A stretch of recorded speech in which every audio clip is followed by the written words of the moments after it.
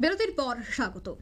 বর্তমানে গোটা দেশ জুড়ে রাজনীতিতে বামেরা অনেকটাই ব্যাকফুটে চলে গেছে, কিন্তু তারপরেও এমন কিছু জায়গা রয়েছে যেখানে বামেরা তাদের ঘাঁটি গেড়ে এখনো বসে আছে।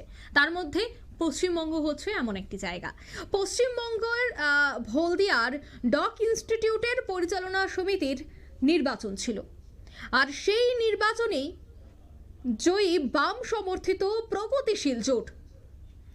বছর ঘুরলেই রয়েছে সেখানে বিধানসভা নির্বাচন।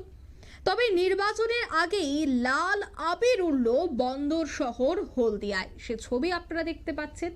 কি বলছে তারা, কি বক্তব্য তাদের শোনাচ্ছি। তারা সন্তুষ্ট হয়ে আমাদের পক্ষে রায় দিয়েছে। জোটের ফলে কি অনেক সুবিধা এসছে? জোটের ফলে জোট ছাড়া কোনো ইউনিয়নের এককভাবে জিতে আসা সম্ভব নয়। যেখানে বিধানসভা লোকসভা ভোটে যেখানে বিজেপি ক্ষমতায় আছে, সেই জায়গায় হলদিয়া এই ডক ইনস্টিটিউট নির্বাচনে বাম প্রগতিশীল জোটের জয়লাভ কিভাবে? শুনুন, এটা হচ্ছে পলিটিক্যাল অ্যাঙ্গেলে দেখলে হবে না। এটাকে হচ্ছে একটা সেবামূলক প্রতিষ্ঠান। এখানে আমরা দীর্ঘদিন ধরে, আমি শুধু বলছি না যে ক্যালকাটা পোর্ট অ্যান্ড সৌরমন্দির ইউনিয়নের আমি as a deputy general secretary হিসেবে বলছি যে হলদিয়া ডক ইনস্টিটিউটটা আমরা গড়েছিলাম। আমরা দীর্ঘদিন ধরে ক্ষমতায় ছিলাম। মাঝে হচ্ছে 4টে টার্ম, 8 বছর আমরা ছিলাম না।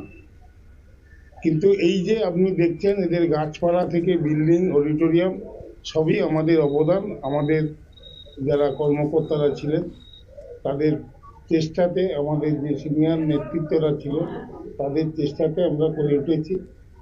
স্বাভাবিক কারণে কিছু 2007-এ আমরা প্রথম পরাজিত হই।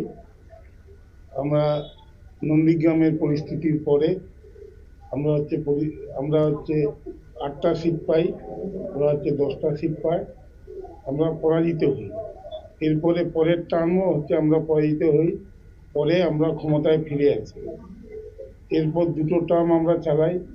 পরের একটা টার্ম ভাইস প্রেসিডেন্টের ভোটে তৃণমূল আইএনপিটি ক্ষমতায় আসে। এই যে জোট, এরাও আপনারা শুনলেন তাদের বক্তব্য। পশ্চিমবঙ্গের হলদিয়ার ডক ইনস্টিটিউটের পরিচালনা সমিতির নির্বাচনে কিন্তু জয়ী হয়েছে বামেরা। সে বিষয়ে বিস্তারিত আরো জানবো। টেলিফোন লাইনে যুক্ত হয়ে গেছে পশ্চিমবঙ্গ থেকে প্রতিনিধি শান্তনু পান। শান্তনু, বিধানসভা ভোটের মুখে ফের জয়ী হয়েছে বাম সমর্থিত প্রতিনিধিরা, কি বলবে, কতটা প্রভাব পড়তে পারে? দেখো, একেবারেই 26-এর যে বিধানসভা নির্বাচন রয়েছে তার আগে কার্যত লাল ব্রিগেড কিন্তু শক্তি বৃদ্ধি করলো, এমনটাই তারা মনে করছে। কারণ এর আগেও আমরা দেখেছিলাম যে নদিয়ার একটি সমবায় সমিতির নির্বাচনে সেখানেও কিন্তু বাম সমর্থিত যারা প্রার্থী ছিলেন তারা কিন্তু জয়লাভ করে বোর্ডটি গঠন করেছিলেন। পুনরায় তারপর আবারও একবার এই পূর্ব মেদিনীপুর জেলার যে হলদিয়া ডক বন্দর রয়েছে সেখানে হলদিয়া ডক ইনস্টিটিউটের পরিচালন সমিতির নির্বাচনে কিন্তু আজকে আমরা দেখলাম যে 19টি আসনের মধ্যে ম্যাজিক ফিগার 10টি, সেখানে কিন্তু 13টি আসন কিন্তু প্রগতিশীল যে বাম জোট তারা কিন্তু জয়লাভ করেছিল। অপরদিকে শাসক দলের পক্ষ থেকে আইএনটিটিউসি সহ তৃণমূল সমর্থিত যারা প্রার্থী ছিলেন তাদের মধ্য থেকে 6 জন প্রার্থী জয়লাভ করেছে। পাশাপাশি বিজেপির পক্ষ থেকে যে বিএমএস এর প্রার্থীরা ছিল তারা কিন্তু একটি আসনও পায়নি। এবার প্রশ্ন হচ্ছে যে হলদিয়ার মতো জায়গায় যেখানে রাজ্যের বিরোধী দলনেতা তিনি দাবি করেছেন যে 2026-এর বিধানসভা নির্বাচনে 16টি আসনের 16টি জিতবেন, আর অন্যদিকে তৃণমূল কংগ্রেস দাবি করেছে 16টির মধ্যে 12টি আসন জিতবেন।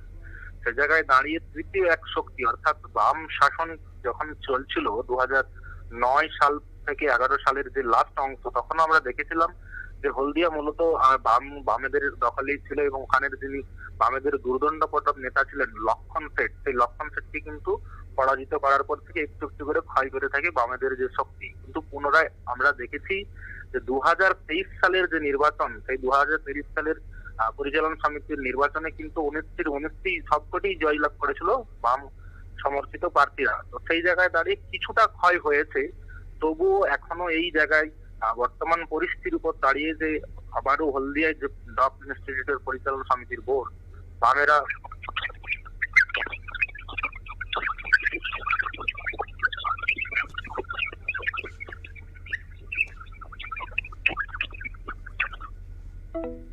যান্ত্রিক গোলযোগের জন্য আমাদের যোগাযোগ বিচ্ছিন্ন হয়ে যায়। আমরা আবারও চেষ্টা করব প্রতিনিধির সাথে যোগাযোগ করার, যে কতটা প্রভাব পড়তে পারে। কারণ এই যে একটা বামেদের জয় এবং নির্বাচন হাতে গোনা আর মাত্র একটি বছর রয়েছে, কিন্তু তারই আগে বিধানসভায় এই জয় কতটা প্রভাব পড়তে পারে ওই এলাকায়, এবং কতটা উচ্ছ্বাসিত সেখানকার বাম নেতৃত্বরা।